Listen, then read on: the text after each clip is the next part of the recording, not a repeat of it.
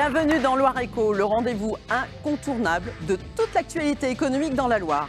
Alors, avant de parler Envie-Loire avec Laurent Vinault, on va, avec notre globe-trotteur Maurice Duchesne, on va aller à Saint-Étienne rencontrer Arnaud Chaban.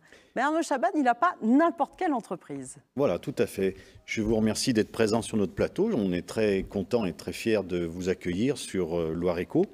Donc Arnaud Chaban, vous fabriquez, je l'ai dit tout à l'heure, des lampes pour l'Afrique. Alors, je vous propose, avant de vous donner la parole, de découvrir votre entreprise avec le petit reportage que j'ai réalisé.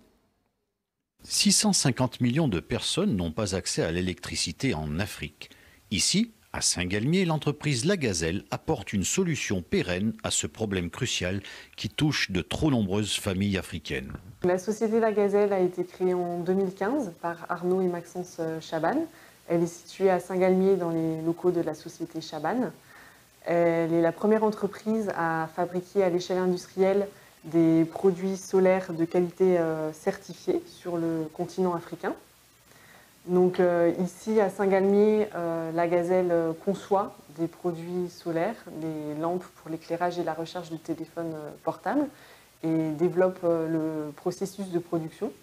Et ensuite, les lampes sont fabriquées au Burkina Faso dans un atelier qui a été inauguré en 2016. Les lampes sont vendues sur place entre 10 et 30 euros. Et elles sont distribuées non seulement au Burkina Faso, mais également dans la sous-région. La société emploie une quarantaine de personnes. Donc on a 5 employés ici au niveau de La Gazelle France.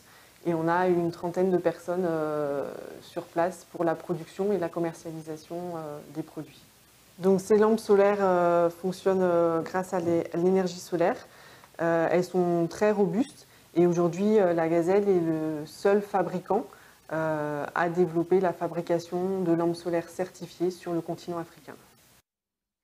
Seul fabricant, vous l'avez entendu, une belle conclusion. Alors Arnaud Chaban, donc moi je voudrais quand même vous poser une première question. Pourquoi le Burkina Faso ? Bon, le Burkina Faso, c'est un peu le hasard de la vie, mais mes parents m'ont très vite donné l'envie d'aller découvrir le continent africain en ayant effectué un grand nombre de voyages. Et pourquoi aussi créer des produits qui répondent à un besoin quotidien, c'est les grandes disparités en termes d'accès à l'énergie de par le monde. Voilà. Alors, vous l'aviez dit en préambule, c'est une entreprise un peu particulière puisque vous fabriquez des choses ici à Saint-Galmier et elles sont montées au Burkina, mais dans d'autres lieux également, on le verra. Comment ça fonctionne alors du coup ? Comment ça marche ? Est-ce que vous pouvez nous expliquer ce concept quand même particulier ? Pendant plus de 10 ans, moi j'étais au Burkina Faso en permanence et on transformait déjà dans nos ateliers des petites lampes à pétrole, donc les lampes classiques à pétrole, au fonctionnement à l'énergie solaire de façon très artisanale. Et c'est en 2015, quand je me suis rapproché de l'entreprise familiale avec mon frère Maxence, qu'on a décidé de développer un concept de fabrication industrielle, mais en restant au niveau local.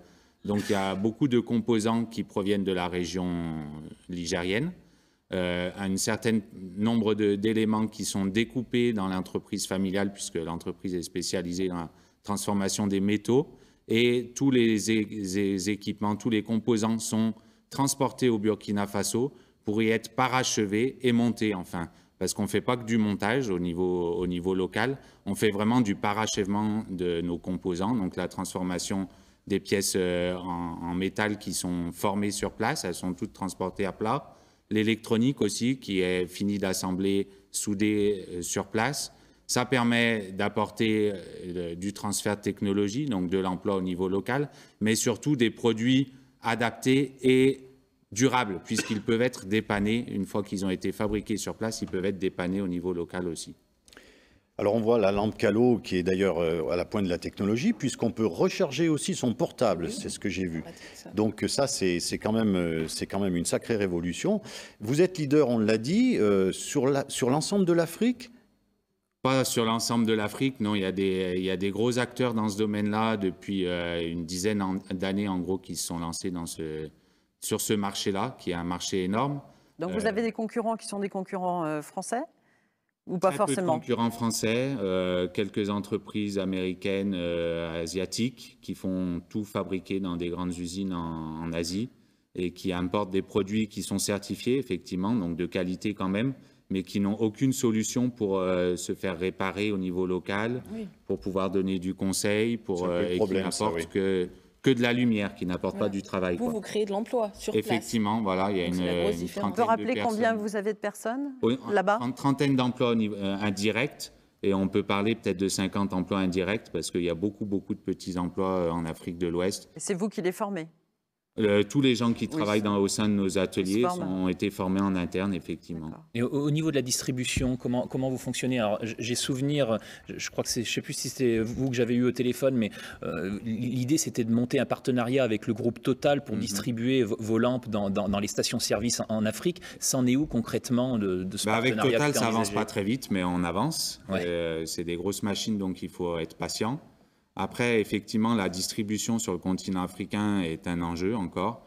Il y a très peu de réseaux existants, beaucoup de commerçants qui travaillent avec la famille, avec les connaissances. Et donc, on se rapproche d'entreprises sociales comme Nafanana, comme au Burkina, le réseau des caisses populaires. Beaucoup de gens qui apportent du microcrédit en plus sur nos produits, parce que nos produits ont beau être travaillés de façon assez économique, il reste coûteux, même 15 € pour une famille ouest-africaine, c'est un investissement. Et donc, il faut des services financiers qui accompagnent la vente du produit. C'est ce qui permet vraiment d'être le levier pour gagner le plus grand nombre. Mais avec Total, c'est toujours en cours et vous avez bon espoir, parce que c'est ce qui permettra sans doute de développer à grande échelle. Oui, effectivement, ces gros acteurs peuvent être intéressants pour gagner rapidement une grande partie de la population. Au Burkina Faso, par exemple, ils ont plus de 80 stations. Déjà répartis sur le pays, mais on ne se base pas que sur ces gros structures privées. Il y a aussi une bonne partie de nos produits qui sont distribués au sein d'organisations non gouvernementales, de petites associations, soit du don, mais de moins en moins de dons, de plus en plus de facilitation à l'acquisition de petits microcrédits sur ces produits-là. Est-ce qu'on peut quand même trouver vos produits en France? Est-ce que vous avez une clientèle sur la France et voire l'Europe? On se penche de plus en plus à développer une clientèle de particuliers sur la France, effectivement, parce qu'il y a le besoin, il y a la sensibilité montante aux questions d'environnement. Il y a aussi des problèmes d'alimentation électrique. Oui, quand on fait, je sais pas, du camping ou quelqu'un qui part faire une ascension d'une montagne. Effectivement, donc toutes les sociétés concurrentes à la nôtre ont une bonne part de leur chiffre d'affaires sur des pays occidentaux, et donc on s'y attelle à développer une gamme de produits un tout petit peu différente, un tout petit peu adaptée, pour toucher le marché. Parce qu'aujourd'hui, si je veux acheter cette lampe-là, c'est pas possible. Si, c'est possible. On a déjà sur notre site internet un lien avec un site partenaire où on peut acheter nos produits, effectivement. Sur lagazelle.com. Moi, j'avais deux questions très rapidement. Dans votre stratégie de développement, est-ce que vous allez attraper, passez-moi l'expression, d'autres pays d'Afrique de l'Ouest, le Sénégal, le Mali? Et puis une question quand même qui est importante, c'est la situation avec ACMI, par exemple. Vous êtes à Dédougou, vous me l'avez dit, c'est quand même une zone à risque. Alors, est-ce que ça va pas être difficile pour vous développer? Et est-ce qu'aujourd'hui, votre activité, elle est un peu ralentie à cause de cette situation? Bon, de façon générale, je dirais que l'Afrique, ça fait peur, c'est difficile, même sous tous les aspects, que ce soit autre que la sécurité. Mais on a l'intention de se développer de façon sous-régionale. Donc, on est déjà présent au Sénégal, au Mali. On a des partenaires au Bénin et en Côte d'Ivoire. Le développement au niveau du Burkina Faso, le marché est trop petit. Donc, il faut obligatoirement, quand on crée une industrie en Afrique, il faut obligatoirement viser le marché sous-régional, parce que le marché interne est généralement trop petit. Une population d'en gros 15 millions d'habitants avec un niveau de vie qui est plus de 10 fois inférieur au nôtre, donc un marché très réduit. Et au niveau de la sécurité, je dirais que c'est pas le moment de baisser les bras. Vous vous adaptez.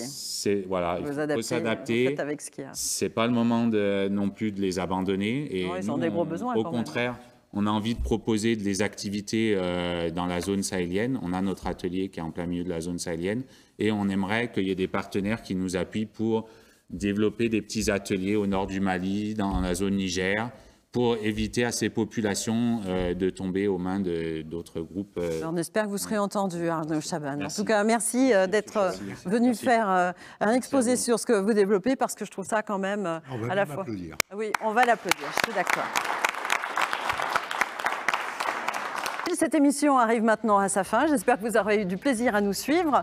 Nous vous retrouvons sur notre Facebook, sur le tl7.fr. Et je vous le rappelle, nul n'est censé ignorer la Loire. À bientôt.